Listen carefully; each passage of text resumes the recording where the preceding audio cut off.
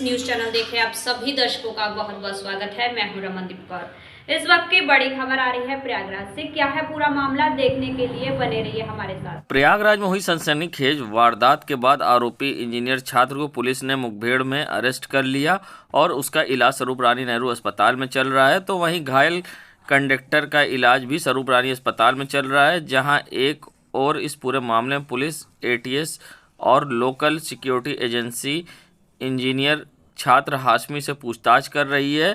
उसके मोबाइल से लेकर लैपटॉप हर चीज़ जब्त कर लिया है। यही नहीं, परिवार वालों से पूछताछ पुलिस कर रही है। सबके बीच आरोपी इंजीनियर छात्र प्रयागराज के स्वरूप रानी अस्पताल में एडमिट है। उसने कई सवालों पर जवाब देते हुए कई बात कही है, जिसका वीडियो भी वायरल हो रहा है सोशल मीडिया पर। आइए दिखाते हैं क्या कुछ कहा है उसने बातचीत में और किस तरह से आरोपों पर अपने बोलता दिखाई दिया। जाति सूचक शब्द बोल दिए। क्या? रुआ बोल दिए थे। अच्छा। हमको नहीं बोले थे, वो दूसरे लोग से बोल रहे थे पब्लिकली, तो सब हंस रहे थे। अच्छा, इसी वजह से। नहीं मारने की इरादा था क्या जान से? नहीं, हम तो सोचे थे कि खाली मतलब कुछ बोलेंगे बस ऐसे। हमें उस वक्त गुस्सा चढ़ा गया। जो नारे और लगा रहे थे कहाँ से देखे थे ये सब? ये उनके लिए नहीं था। किसके लिए था? बस ऐसे सब जो मतलब जो गुस्ताख लोग थे उनके लिए गुस्सा चढ़ा था, तो उनके लिए बोले थे। तो योगी मोदी जी को भी गाली दे कुछ बोल रहे थे वीडियो में। हम इसलिए बोल दिए ना सर नाराज कि ये लोग उनको बचा क्यों रहे हैं, मतलब जो गुस्ताख लोग हैं, इसलिए इनके प्रति भी थोड़ी नाराज़गी थी, तो इनके लोग भी बोल दिए। बरेलवी तो उनका लोग सबका मानते हैं। तो लेकिन उनके वीडियो जिस तरह वो इस्तेमाल करते हैं ना शब्दों का, वो आपने इस्तेमाल किया। तो पंजाबी बोलते हैं ना, तो हम थोड़ा सुने थे, वही पंजाबी बोल दिए। तो मतलब उनके समर्थक एक प्रकार से मानते हैं उनको। हाँ, उनकी आइडियोलॉजी हम लोग से मिलती है। उनको फॉलो भी करते हैं क्या? सर वो बरेलवी हैं इसलिए फॉलो करते हैं। खान साहब को जानते हैं? जानते नहीं हैं, बस ऐसे मतलब नेट पे देखे थे उनको। आप जो वीडियो आपको वायरल हुआ उस वीडियो में उसी अंदाज में आप बोल रहे थे बिल्कुल? सर वो इसलिए कि जो गुस्ताख लोग हैं उनको पैगाम देने के लिए। आपने उनका वो भी कहा, उनका जिक्र भी किया था। जी सर, क्योंकि उन्होंने बहुत बात की थी, नबी की इज़्ज़त की बात की थी, तो इसीलिए उनका बात कर रहे हैं। वहीं सीनियर पत्रकार अनुभव मिश्रा आरोपी इंजीनियरिंग के छात्र द्वारा सोशल मीडिया पर वायरल हो रहे वीडियो का कनेक्शन पाकिस्तान के एक मौलवी से प्रेरित होता बता रहे हैं, क्योंकि पाकिस्तान मौलवी ने इस तरह की बातें कई बार कही है और पंजाबी भी इस्तेमाल करते हैं, और जो शब्द आरोपी छात्र कह रहा है उस तरह की भाषा पाकिस्तान मौलवी ये इस्तेमाल करते हैं। और ऐसे में क्या कुछ कहना है उनका इस पूरे मामले पर, आइए दिखाते हैं। देखें, प्रयागराज में कल जो कांड हुआ जिसमें कंप्यूटर इंजीनियरिंग के फर्स्ट ईयर के छात्र लारे हाशमी ने हरिकेश विश्वकर्मा नाम के बस कंडक्टर का गला तकरीबन काट दिया चापड़ से, और उनको बचाने आए नंदन यादव का हाथ भी बुरी तरह जख्मी कर दिया।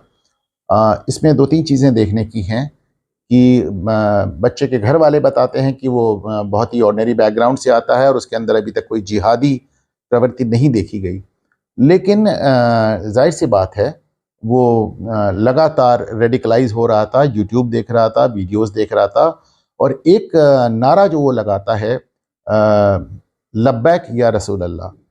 तो ये जो लब्बैक है ये एक अरबी शब्द है, और ये जो नारा आप सुन रहे हैं ये बेसिकली एक तरह से हाज़िरी लगाने का है।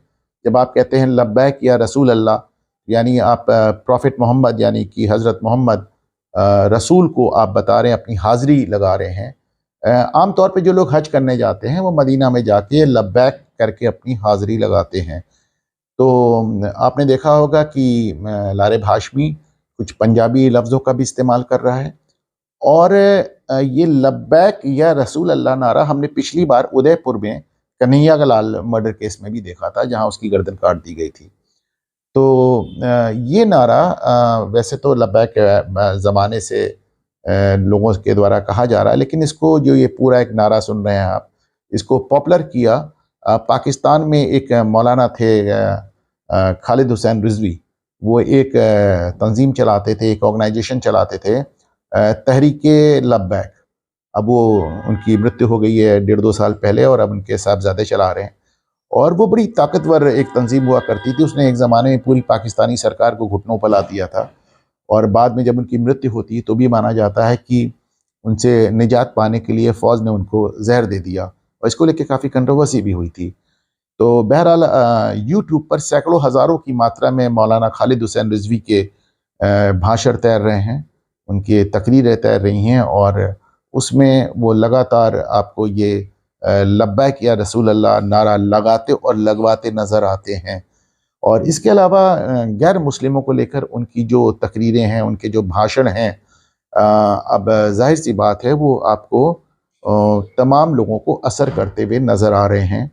और अब इधर पिछले हाल के साल 2 साल 3 साल में देखा गया है कि भारत के साथ साथ बांग्लादेश में भी युवा लड़के जुलूस निकालते हैं इस नारे के साथ, लब्बैक या रसूल अल्लाह। तो ये माना जा रहा है कि साहब वो सरहद के पार से आने वाला ये जो एक माइंडसेट है, ये जो विचारधारा है, वो हमारे यहाँ के जो कमज़ोर के बच्चे हैं, इम्प्रेशनिस्ट माइंड्स हैं, उनको डाल रही है। तो मौलाना खालिद हुसैन रिजवी जो हैं, ये पंजाबी पाकिस्तान में पाकिस्तानी पंजाब में रहते थे, और वहाँ पे इनकी ज़्यादातर तकरीरें, ज़्यादातर भाषण उर्दू में ना होकर पंजाबी में हुआ करती थी। इसलिए आप जो कल एक वीडियो वायरल हुआ है जिसमें लारे भाशमी हमले के बाद भागता हुआ नज़र आ रहा है चापड़ के साथ, और उसमें जो वो नारे लगा रहा है और वो जो मजहबी बातें कर रहा है, उसमें से वो बीच बीच में पंजाबी भी बोलता नजर आता है। संगम नगरी प्रयागराज में जहां बीते दिनों बीटेक के छात्र ने बस कंडक्टर पर जानलेवा हमला किया था, और जिस पर उसका वीडियो भी वायरल हुआ था, जिसमें वह कुछ इस्लामिक नारे लगाता हुआ सड़कों पर दौड़ता नजर आया था। वहीं अब इस पूरे मामले पर बीजेपी की सांसद रीता बहुगुणा जोशी ने बड़ा बयान दिया है कि जब पढ़ी लिखी कौम के लोग इस तरह से काम करेंगे, और बीते दिनों कुछ लोग के संबंध ISI से भी मिले थे, और ऐसे में अब मुस्लिम समाज को संगोष्ठी करना चाहिए और शांति का वातावरण बनाने के लिए इस पर ध्यान रखना चाहिए। और उन्होंने इस मामले पर बड़ा बयान देते हुए क्या कुछ कहा है, आइए दिखाते हैं आपको। अगर पढ़े लिखे कौम के बच्चे इस तरह से घटनाएं घटित कर रहे हैं, जैसे आपने देखा था अलीगढ़ में भी हुआ, तो ये पकड़े गए थे जहाँ से 3-4 ISI के लोग। तो जब पढ़े लिखे लड़के करते हैं तो इस मुस्लिम समाज को इसकी चिंता करनी चाहिए, और उन्हें अपने समाज के अंदर संगोष्ठियां करनी चाहिए, शांति का वातावरण बनाना चाहिए। क्योंकि मैं बहुत जिम्मेदारी से आपसे कह रही हूँ, सर्वाधिक हमारे अकलियत के मुसलमान भाई बहन भारत में रहते हैं, और भारत में जो हमारा लोकतंत्र है उन्हें हर प्रकार का संरक्षण देता है, हर प्रकार से उन्हें अधिकार देता है। तो इसलिए किसी भी बाहरी ताकत के प्रभाव में आकर अगर कुछ बच्चे गुमराह हो रहे हैं, तो उनके माता पिता और उनके समाज को उन्हें कहीं ना कहीं संतुलित करने और सही मार्ग दिखाने की आवश्यकता है। उत्तराखंड के उत्तरकाशी में जहां चारधाम के लिए बन रहे टनल में जहां एक हिस्सा गिर जाने से 41 मजदूर पिछले कई दिनों से फंसे हुए हैं, जहां ड्रिल करके उनको बाहर निकालने की सरकार हर संभव मदद और कोशिश कर रही है। ऐसे में ड्रिल मशीन भी बीच में गड़बड़ा गई थी, जिसको देखते हुए पूरे देश में अब दुआ और प्रार्थना का दौर शुरू हो गया है। तो प्रयागराज के शास्त्री गुरुकुलम में जहां भगवान शिव की पूजा अर्चना करके हवन किया गया, और साथ ही रुद्राभिषेक कर कामना की गई कि वे सुरक्षित बाहर निकले। ऐसे में क्या कुछ कहना है शास्त्री जी का, आइए दिखाते हैं आपको। हमें ज्ञात हुआ कि उत्तराखंड में बहुत से मजदूर संकट में आ गए हैं, और उनको संकट से निवृत्ति से निकालने के लिए हम और हमारे सहयोगी अमित मिश्रा जी, सारे विद्वान लोग लग करके आज देवाधिदेव महादेव जो सारे संकटों को से दूर करने वाले हैं और मृत्यु से उनको जीतने वाले मृत्युंजय भी इनको कहा गया है, हम 5 बार रुद्राभिषेक करेंगे और ये कामना करेंगे कि भगवान शिव इन जो संकटग्रस्त लोग हैं इनको संकट से निकालें। कि उत्तरकाशी में पता लगा कि हमारे मजदूर भाई जो कि संकट के घोर संकट में फंसे हुए हैं, तो संकट के निवारक देवाधिदेव महादेव जो कि इस सृष्टि के संहारक हैं और लोगों के समस्त संकटों का संहार करते हैं। इसी कारण से देवाधिदेव महादेव का जो है पूजन अर्चन पाठ एवं अनेकानेक प्रकार से शिव जी का पूजन करेंगे, जिससे कि लोगों का कल्याण हो और जो भी मशीनरी आदि में दिक्कतें आ रही हैं वो सब ठीक हों और हमारे मजदूर भाई से सुरक्षित हों, क्योंकि राष्ट्र की मजबूती के लिए मजदूरों की आवश्यकताएं बहुत हैं। इसलिए राष्ट्र मजबूत हो और किसान मजदूर सभी सुरक्षित हों और राष्ट्र को मजबूती प्रदान हो। मंडला मिश्रा, शास्त्री गुरुकुलम, मीरापुर, प्रयागराज। सामाजिक संस्था भैया जी की दाल भात परिवार ने अपने 5 वर्ष पूर्ण होने पर उपलक्ष्य में भव्य भंडारे का आयोजन संगम तट पर किया, जिसमें बड़ी संख्या में लोग भंडारे में प्रसाद ग्रहण किया। कार्यक्रम में इलाहाबाद संसदीय क्षेत्र की सांसद रीता बहुगुणा जोशी, प्रयागराज महापौर उमेश चंद गणेश केसरवानी, फैमिली कोर्ट के जज बाल मुकुल चौरसिया जैसे गणमान्य लोग मौजूद रहे। वहीं लोगों ने पहुंचकर यहां पर भंडारे में प्रसाद ग्रहण किया, तो साथ ही लोगों की भीड़ सुबह से शाम तक लगी रही। ऐसे में किस तरह का आयोजन किया गया और क्या कुछ कहना है इस पूरे मामले पर यहां आयोजकों का और सांसद रीता बहुगुणा जोशी का, आइए दिखाते हैं आपको क्या कुछ कहा है। आज के 5 वर्ष पूर्व कार्तिक पूर्णिमा के दिन इस तरह का प्रकल्प जो है भैया जी के दाल भात परिवार के द्वारा लिया गया कि प्रयागराज जो तीर्थों का राजा है, यहाँ पर कोई भूखा न जाने पाए। देश के कोने कोने से बल्कि विश्व के कोने कोने से लोग यहाँ पर आते हैं दर्शन करने के लिए, गंगा यमुना के और सरस्वती के पवित्र त्रिवेणी तट पर।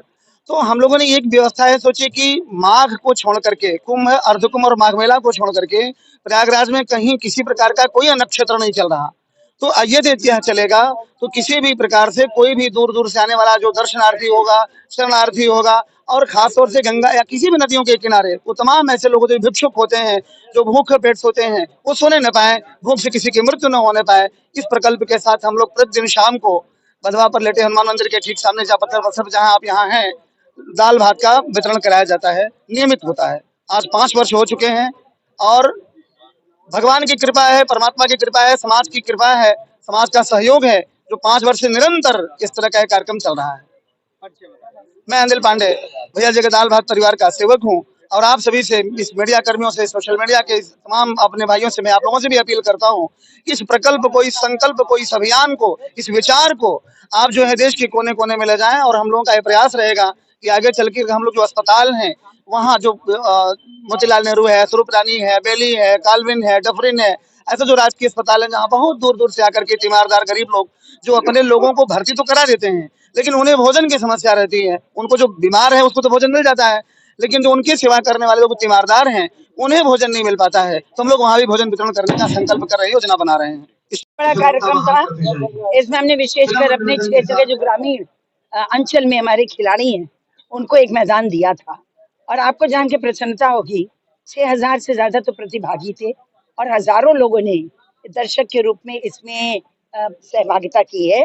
बहुत ही सफल आयोजन रहा है। 21 तारीख से 25 तारीख तक कल हमारा फाइनल्स हो गया है और सब ग्रामीण टीमें जीती हैं। तो मुझे बड़ी खुशी है। देखिए, इसमें सिर्फ स्कूल की टीमें नहीं थी, इसमें हमारे जो ग्राम सभा पे क्लब्स होते हैं वो आए थे।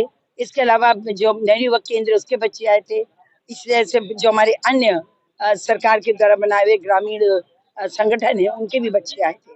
तो बहुत अच्छा हुआ, प्रतिस्पर्धा हुई, बच्चों में बहुत उत्साह था। मुझे बड़ी प्रसन्नता है कि माननीय प्रधानमंत्री जी के का जो आह्वान था सभी सांसदों को कि खेल स्पर्धा करें, मैंने उसको गंभीरता से लेते हुए एक वृहद आयोजन किया था। आप कह सकते हैं कि गांव-गांव से बच्चों को निकालने का प्रयास हुआ है। अब इसका एक बहुत बड़ा समापन कार्यक्रम हम करने वाले हैं 1 सप्ताह 10 दिन के अंदर, जिसमें एक युवाओं को हजारों की संख्या में बुलाकर सब इन बच्चों को जो जीते हैं इनकी टीमों को हम लोग इनाम देंगे। और इसमें नगद इनाम के साथ साथ ट्रॉफीज, कप्स भी हैं। 4 विधाओं के खेल हुए थे। लड़कियों के लिए खो खो हुआ था और कबड्डी भी थी, लड़कों ने कबड्डी और वॉलीबॉल हुआ था। चारों विधाओं में अच्छी प्राइज मनी है और बहुत अच्छा खेल हुआ है। मैं बहुत प्रसन्न हूं। आज मन की बात का आज आप लोगों के भैया जी दाल भात का 5 वर्ष पूरा हो गया। क्या उद्देश्य आप लोगों का यहाँ पर इस तरीके का ये अभियान चलाए हैं, क्या कार्यक्रम? भूखी एक मानवता सेवा है। उद्देश्य है जैसे जो भी लोग तीर्थ स्थान पे आते हैं, प्रयागराज महाराज संगम जी के किनारे लेटे हनुमान जी के किनारे कोई अन्य क्षेत्र नहीं चलता था जिससे 200, 400, 500, 600 लोगों को डेली निःशुल्क भोजन प्रसाद ग्रहण कराया जा सके। इस उद्देश्य से हम लोग इसको लेके चला गया कि ये भोजन प्रसाद जो भी लोग भूखे लोग आए, तीर्थ यात्रा पे आए, या यहाँ जो भी लोग निरीह लोग हैं, विकलांग लोग हैं, ब्लाइंड लोग हैं, तो वो दिव्यांग लोग हैं, वो सारे लोगों का भोजन वितरण यहीं से हो और वो लोग प्रसाद को ग्रहण करें। मैं अन्नू सिंह भैया जी दाल भात परिवार का सदस्य हूँ, संस्थापक सदस्य हूँ। भोजन गोरखपुर से भी राशन हम लोग भेजते हैं और यहाँ स्थानीय लोग भी पूरी तरह से सहयोग करते हैं, प्रयागराज के लोग भी सहयोग करके, और प्रतिदिन हमको लगता है हजारों लोगों को जो यहाँ पे संगम तट पर भूखे नंगे घूमते रहते हैं उनको भोजन कराने का काम भैया जी का दाल भात परिवार करता है। और आज ये वार्षिक उत्सव के अवसर पर 5 वर्ष हो गए थे, उस अवसर पर ये बर्तन वगैरह हम लोग national schedule caste finance company की तरफ से हम लोग दे रहे हैं। मेरा नाम दुर्गा राय है, मैं भारतीय जनता पार्टी का राष्ट्रीय परिषद का सदस्य हूँ और इस राष्ट्रीय अनुसूचित जाति वित्त विकास निगम का डायरेक्टर हूँ। संगम नगरी प्रयागराज की धूमनगंज पुलिस को मिली बड़ी कामयाबी, जहां शहर के कसारी मसारी इलाके में पुलिस मुठभेड़ में अतीक के करीबी 2 गौ तस्कर को लगी गोली। गौ तस्कर ताहा और खुसरू लंबे समय से कर रहे थे तस्करी। मुठभेड़ में घायल गौ तस्कर को अस्पताल भिजवाया गया। इंस्पेक्टर धूमनगंज राजेश मौर्य की टीम के साथ मुठभेड़ कर दोनों को दबोचा। आरोपियों के पास से असलहा बरामद भेजा गया अस्पताल। बता दें काफ़ी दिनों से फरार चल रहे थे और पुलिस को इनकी तलाश थी। वहीं जब पुलिस ने चेकिंग लगाई तो चेकिंग के दौरान इन्होंने पुलिस पर फायरिंग की। जवाबी फायरिंग में ये घायल हो गए। आज दिनांक 25/11/23 को थाना धूमनगंज क्षेत्र के अंतर्गत 2 बदमाशों से पुलिस की मुठभेड़ हुई है और इस मुठभेड़ में 2 अभियुक्तों को गिरफ्तार किया गया है, जिसमें एक का नाम ताहा पुत्र अच्छे जो बमरोली का रहने वाला है और दूसरा खुसरो पुत्र अच्छे, ये भी बमरोली का ही रहने वाला है। ये दोनों मुठभेड़ अलग अलग स्थानों पे अलग अलग समय में हुई हैं। जो थाना धूमनगंज क्षेत्र में कसारी मसारी क्षेत्र आता है उसमें ये मुठभेड़ हुई है और दोनों ही अभियुक्त गोकशी के मुकदमों में वांछित चल रहे थे और इन दोनों पे 10-10 हज़ार रुपये का इनाम था। इन दोनों अभियुक्तों के कब्जे से अवैध असला व जिंदा कारतूस भी बरामद हुए हैं और इसमें अग्रिम वैधानिक कार्रवाई पुलिस के द्वारा की जा रही है।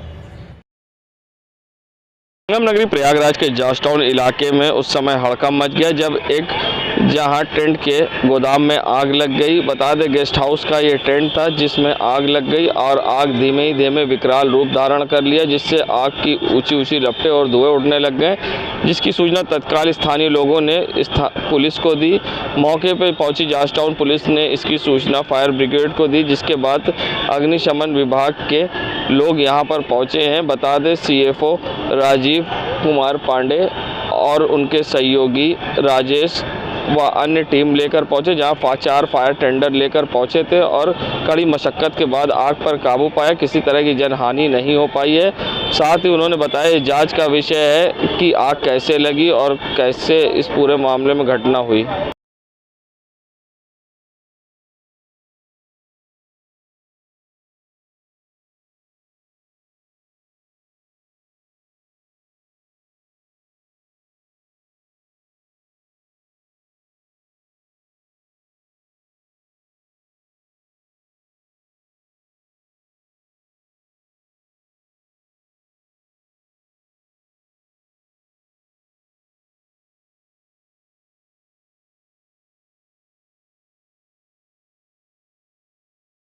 नहीं। 2 बजे हम लोगों को सूचना मिली कि जॉर्ज टाउन में टेंट हाउस में आग लग गई है। आग की सूचना पे हम लोग तत्काल 2 फायर टेंडर लेके आए और देखे आग बहुत काफ़ी विकराल थी। विकरालता को देखते हुए 2 फायर टेंडर हम एक नैनी से एक और सिविल लाइन से पुणे मनाए। कुल 4 फायर टेंडर लगा के 2 घंटे हम लोग अग्निशमन कार्य किए। आग पूर्णतः बुझा दिया गया है, कोई आग में जनहानि नहीं हुई। सर कितने का लगभग नुकसान हुआ? नुकसान का भी आकलन नहीं हुआ, अब इनके द्वारा दिया जाएगा स्वामी के द्वारा तो पता चलेगा। आग लगने का कारण अभी पता नहीं चल पाया, इसके बाद जांच किया जाएगा, जो तथ्य सामने आएगा उसको बताया जाएगा। देश दुनिया की खबरों के लिए world media times news channel को सब्सक्राइब करें।